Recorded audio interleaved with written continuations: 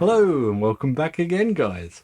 Today I want to talk to you about a bike that has proved to be extremely useful.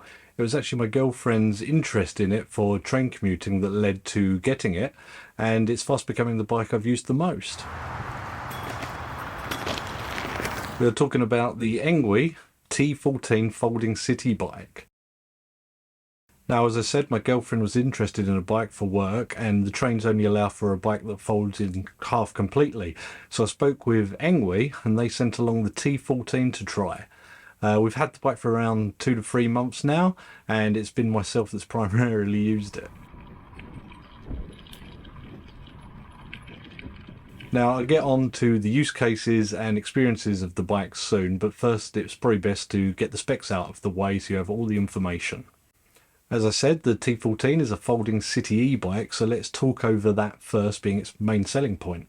Fully unfolded, the bike has an expanded length of 1250mm with a seat height up to 900mm, handlebar height of up to 1060mm.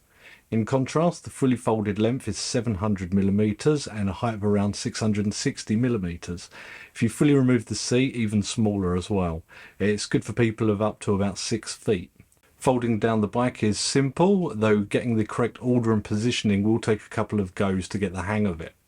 First, put your seat down, then your handlebars to their lowest position, unlock the frame joint to fold in half, and do the same for the handlebars to fold down. You need to get the pedals positioned correctly to get it fully folded. It should now stand on its own using the stand and the pedals. Once fully folded, the bike fits in the smallest of car boots. This is my runaround i10 and it fits totally fine. Ignore the dent, a tree jumped out on me. At 28.46 kilograms, I'm sure some might struggle to lift it like this, but you can remove the battery to help.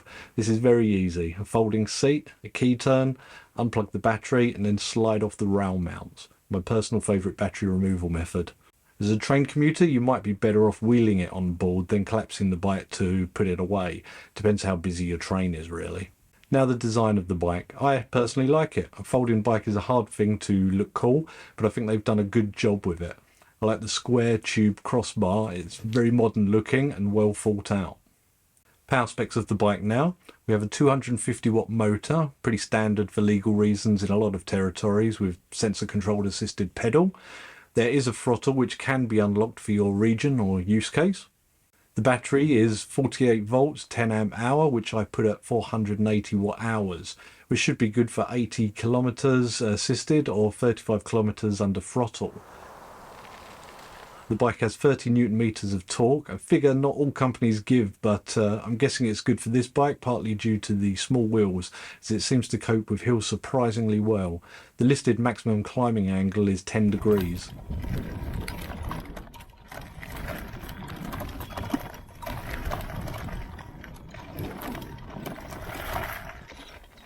As I just mentioned, the wheels are small at 14 by 2.1 inches and they are tubeless tyres. My first, but so far no problems, even with all the off-roading I've done. Now I want to talk about the T14's strongest point, the ride and suspension. This thing has 7, count them, 7 suspension points. Probably the first thing I noticed when unboxing it. You have 2 up front on the forks, 2 on the rear of the bike, 1 mounted mid-frame, and then they count the 2 springs under the seat too. That really irons out the ride from the small wheels. Very impressed with how comfy this bike is to ride.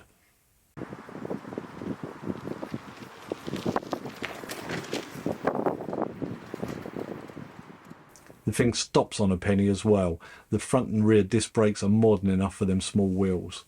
On the handlebars from left to right we have rear brakes and a bell, no horn here. The simple display and key, turn once for on and again for the front light. With 3 lights to indicate battery power and of course front brake.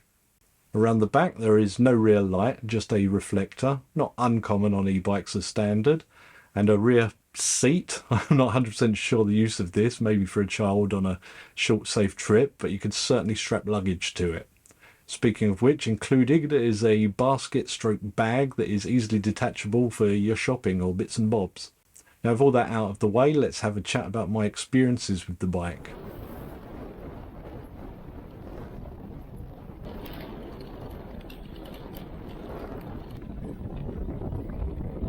For the first week, the bike sat pretty much unused until I had to take my car to the garage for some work.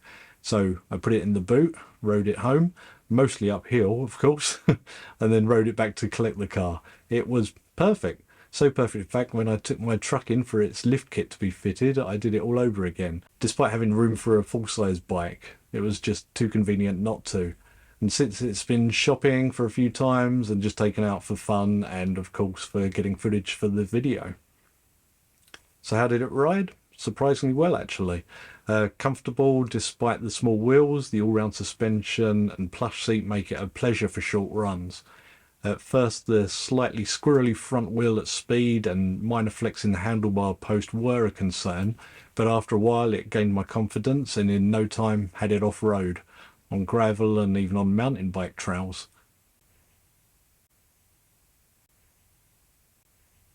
I believe the bike has a cadence sensor rather than a torque sensor, but I think this is an advantage for this bike as going up hills so you don't need to pedal harder to get more power. In fact, you could just ghost pedal unless it's too steep to go on the motor alone. The motor does take a couple of seconds to start kicking in, but it's a smooth acceleration when it does.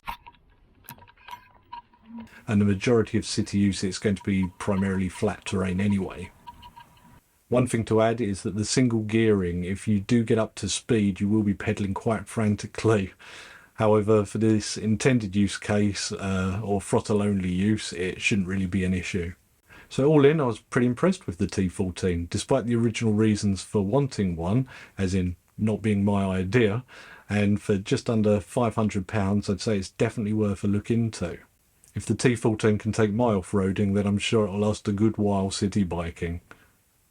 Now that's all for the T14 for now. I'd like to say thank you very much for watching. Hope you found it fun and informative, and make sure you're subscribed as I have a ton in the pipeline to come. Goodbye for now, guys, and I'll see you next time.